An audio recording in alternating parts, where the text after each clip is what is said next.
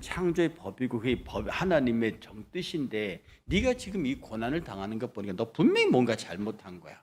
원인 결과의 법칙에 따라서 네가 이 형벌을 받고 있다는 게 욥의 세 친구들의 고발이고 엘리후의 고발이고, 욥의 입장에서 하나님을 향한 항변은 뭐냐면 나 그만큼 잘못한 거 없어요. 원인과 결과의 법칙, 당신이 창조하신 이 세상의 원인과 결과의 법칙에 비추어서 나는 그만큼 이렇게 형벌을 받을 만큼 잘못한 게 없어요 라고 하는 거거든요.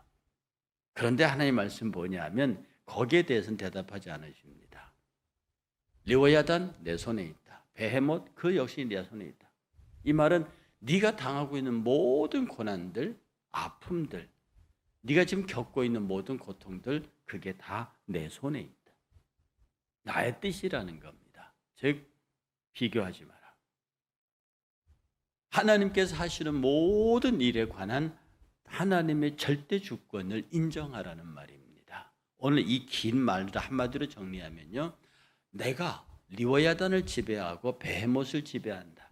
너에게는 대단한 것으로 보이지만 내게는 어린아이들이 갖고 노는 장난감에도 미치지 못한다. 그것들을 부릴 수 있는 내가 사랑하는 욥, 그리고 너희들을 향해서 일어나는 모든 일들에 내가 무관할 것 같으냐? 명심하십시오. 우리에게 일어나는 모든 일에 관하여 하나님이 관계가 없는 일이 없습니다. 여러분의 자녀들의 일어나는 일에 관하여 여러분이 무관한 게 있습니까? 그건 부모가 아니라, 그건 내가 부모인 한 내 자녀에게서 일어나는 모든 일은 나와 관계가 있습니다. 하나님의 사랑받는 욥, 하나님의 사랑하는 자녀들에게서 일어나는, 특히 그 자녀들이 겪는 리워야단과 같은, 베헤못과 같은, 폭풍우 같은, 몇 번 나오죠. 폭풍우 가운데 임하신 하나님이라는 표현이 욥에 몇 번 나와요. 인간에게 폭풍우 같은, 리워야단 같은, 베헤못 같은 그런 어마어마한 시련이 닥쳐도 거기는 내가 직접적으로 관계되어 있다는 거예요. 간접적도 아닙니다. 그 네가 당하고 있는 시련에는 내가 직접적으로 관계해 있다. 그 네가 잘못해서라기보다도, 네가 잘해서라기보다도 내가 너에게 가해지는 모든 일에는 반드시 내 뜻이 있다. 이걸 제가 섭리라고 말씀드립니다. 이 일이 네게 일어나는 데는 나의 뜻, 곧 내 섭리가 거기에 작동한다. 그러니 하나님께서 오늘 이 리워야단과 베헤못 두 괴물을 통해서 하는 얘기는 뭐냐면, 이것을 능히 다루는 내가 너에게 직접 관여하는 일이라면 너는 인정해야 되지 않겠느냐. 나를 인정하라. 이게 하나님의 절대 주권에 대한 요구입니다. 사랑하는 여러분, 우리가 신앙생활하면서 가장 어려운 게 이 하나님의 절대 주권을 인정하는 겁니다. 여러분의 말로는요, 하나님은 절대자시니까, 하나님은 창조주시니까, 하나님은 전지전능하시니까, 물론 내가 절대 주권을 인정하죠 라고 말은 합니다. 그러나 실제로 살 때는 절대 주권과 무관하게 살아요. 꼭 이게 부모 자식하고 똑같은 거예요. 엄마 말씀 잘 들어야죠. 당연히 효도해야죠. 근데 하는 짓은 반대로 하거든. 하는 짓은 반대로 하거든. 하나님의 절대 주권 인정하고 하나님을 절대적으로 믿고 따르죠. 물론 그렇죠. 근데 하는 짓은 반대로 하거든. 그리고 반대로 하면서 자기가 어려워지거나 고난당하면 하나님 나한테 이러실 수 있냐고 말합니다. 내가 하나님에 뭘 잘못했는데요? 라고 얘기하는 거예요. 이 절대 주권이라는 것은요, 비교 대상이 없다는 뜻입니다. 하나님을 놓고 하나님과 비교해볼 만한 대상이 없다는 뜻에서 절대 주권입니다. 모세가요, 하나님께 Who are you? 이렇게 물었습니다. 당신 누굽니까? 누구한테 내가 가서 뭐라고 백성들에게 말해야 됩니까? 그때 하나님의 대답은 I am that I am. 나는 나다. 누구하고도 비교하지 않으십니다. 그러니 여러분이 하나님을 놓고요, 비교한다. 이게 우상입니다. 하나님을 놓고 비교하는 게 우상입니다. 다시 몇 번 강조드립니다만, 우리가 새벽에 이 성경들을 읽으면, 특히 열왕기상이나 역대기를 읽으면서요, 이스라엘 백성은 단 한 번도 하나님을 버린 적이 없어요. 여러분 귀가 딱 들어 명심하세요. 이스라엘은 지금까지도 하나님 여호와 하나님을 버린 적이 없어요. 그런데 하나님은 계속 말하고 너희가 나를 버렸다고. 이스라엘 백성은요, 하나님도 섬기고 또 이방신도 섬겼습니다. 솔로몬이 그랬습니다. 이후로 모든 이스라엘 백성들이 전능하신 하나님도 여호와도 섬기고 동시에 이방도 섬겼습니다. 그러다가 터지고 깨지면 다시 미스바 같은 데 모여가지고 민족적 대회개를 이루고 이랬던 거거든요. 여호와도 섬기고 이방신도 섬겨요. 우리가 하나님도 믿고 세상도 섬겨요. 하나님도 믿고 돈도 섬기고 하나님도 믿고 다른 종교도 하나님도 믿고 다른 것도 믿어요. 그러니까 하나님 내가 안 믿은 적이 없지. 하나님은 늘 믿었고 다른 것도 같이 믿었죠. 이것을 하나님께서는 영적 간음이라고 했습니다. 그래서 그런 죄가 육적이고 영적인 간음에 관해서 특히 이 7계명에 관한 이것은요, 반영적, 반육적 죄라고 그랬습니다. 무서운 거죠. 해서 하나님을 다른 것과 비교하려는 태도, 그리고 겸하여 섬기는 태도, 이건 우상 숭배고 하나님을 섬기지 않는 것보다 더 악한 죄일 수 있어요.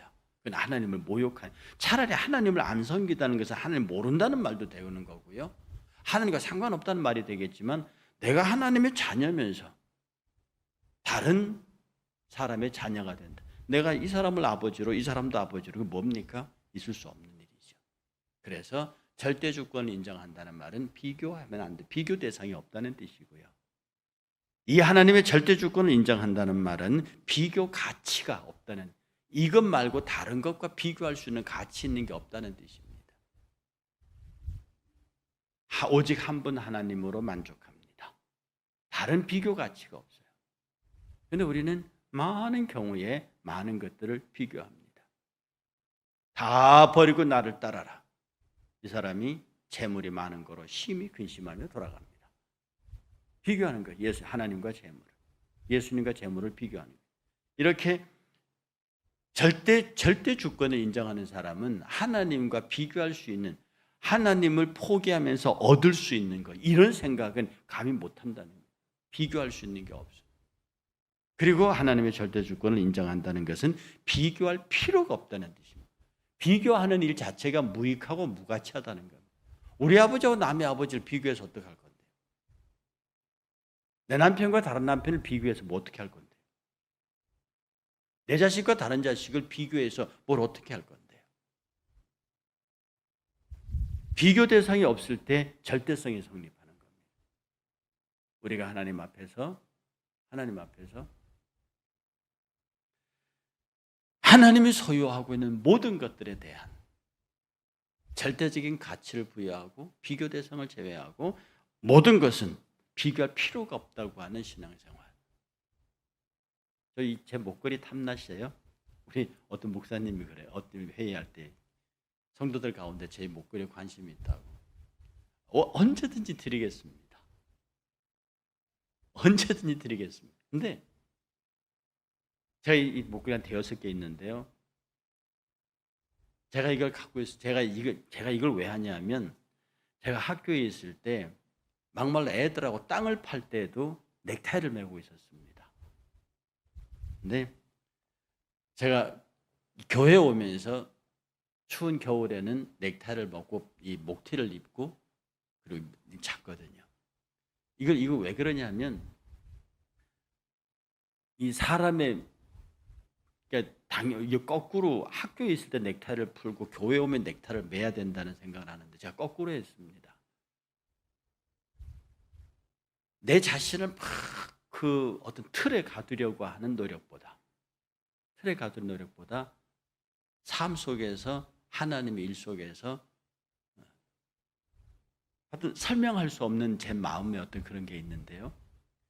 우리 하나님을 섬김에 있어서 설명할 수 있는 게 없습니다. 여러분은 우리 하나님을 섬기는 일에 관해서 뭐가 자꾸 설명되려고 하잖아요. 그럼 자꾸 내 얘기가 들어가요. 나는 낮아지고, 나는 하나님은 귀하여져야 되고, 나는 낮아져야 되고. 이게 요한의 말 아닙니까? 그는 흥하여겠고 나는 망하여겠고. 그래서 어떤 가치도 필요도 두지 아니하고 오직 내 삶을 주에게 전적으로 위탁할 때 리워야단, 베헤못, 그게 비로소 우리 눈에는 그게 아무것도 아닌 것으로 보인 거예요.